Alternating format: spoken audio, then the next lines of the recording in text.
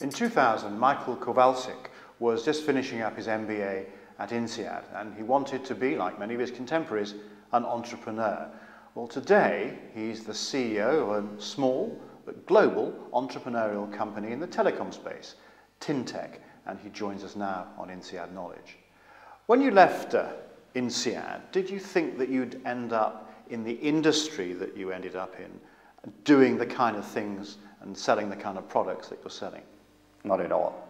Not at all. Right? I think 2000, everybody in INSEAD thought about being in some internet startup or some finance startup and being in the internet, in the finance industry specifically.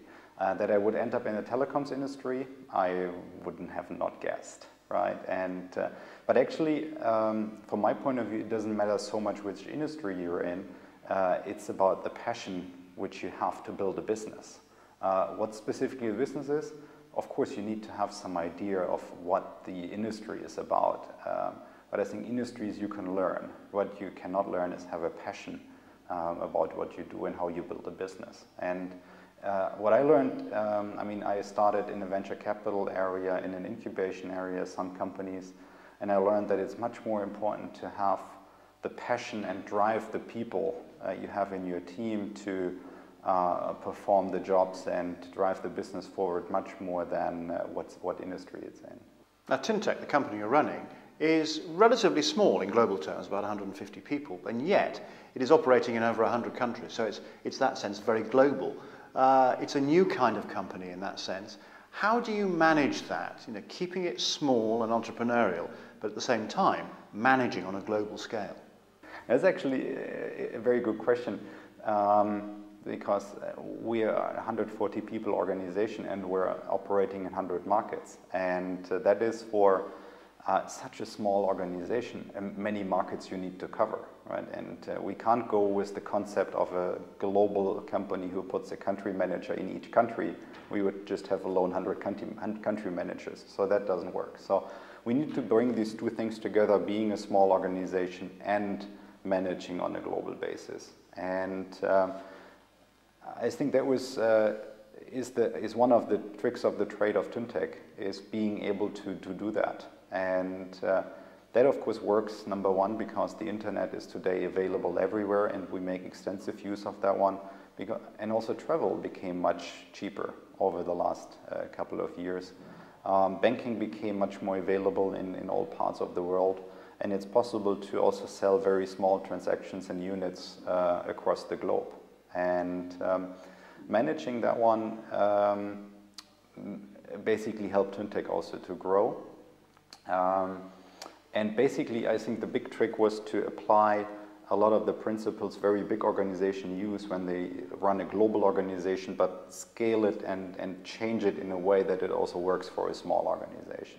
Now, the company you're running, tyntec, is actually selling products and services that didn't exist 12 years ago, and possibly even 3 years ago. Most of us wouldn't have even known they existed or we needed to have them. So how do you actually run a successful company when there are no case studies to fall back on, and basically you're having to invent a completely new business model? In the end, we tried to implement, or we implemented a culture in the company which is about innovation and entrepreneurial spirit. So it's about trying things, right? And probably over the last 9 years I'm running tyntec, probably 60% of the new products or new ventures we tried didn't work out.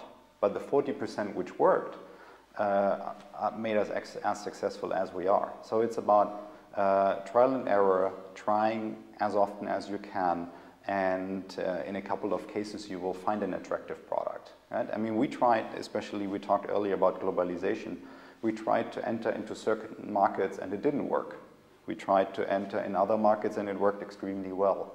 So it's about trying quite often. We tried certain products, didn't work, we tried other products and it worked. Right? But we never gave up. It was about creating a spirit and creating a power in the people that they always tried again, and if it failed, we tried again. So you're doing something with the company which is very radically different. Just explain, what exactly is it? What's different about it? So basically tyntec has two elements. One part is international SMS distribution. That's text messaging, which is basically that we're one of the most reliable distributors of text messages for business customers. And then there's a second element, which is the latest innovation we're driving. It's called TT1, and it's a technology to bridge the internet world and the telecommunications world, and to allow to bring telecommunications into internet. That works by using virtual numbers and applying virtual numbers into the internet, and helps a completely new breed of players to emerge. And these new players are called over-the-top players, or OTT, and they are basically creating a new service. It's something like Skype, but imagine it like a mobile Skype, where you can have your phone number be in Skype, or you can take it as a virtual phone number on your tablet, and you can take it on your PC. So the phone number becomes detached from a device, and it kind of is in the cloud. So you've been very successful in the past 10 years or so of inventing a completely new business model. What's the business model going to look like in, say, another 12 years' time? We at tyntec, and I believe that in the telecommunications world, the internet and the telecoms world will merge together, and we will have the power shifting from the telecoms companies, from the mobile operators, towards the internet companies, towards the Skypes, the Facebooks and the Google, and communication will be more centralized around these social media platforms. They will also become the hubs for text messaging, the hubs for voice, and so on. And tyntec, of course, with its virtual number business, is playing a key element in there. Now, the industry is certainly becoming much more fragmented. You've got the big players, but you've also got a lot of these OTT players coming up. Managing that fragmentation is perhaps your biggest challenge. That is right. That is right, especially when you're on the demand side for these services like Google and Facebook and Skype and all the social media and social network companies. You have the fragmentation that when you want to roll out such a service in Europe, you have to deal with more than 100 mobile network operators. A super fragmented market, whereas if you're a Google or if you're Facebook, you want to roll out your service on a global scale with a press of a button. That's what these companies are used to.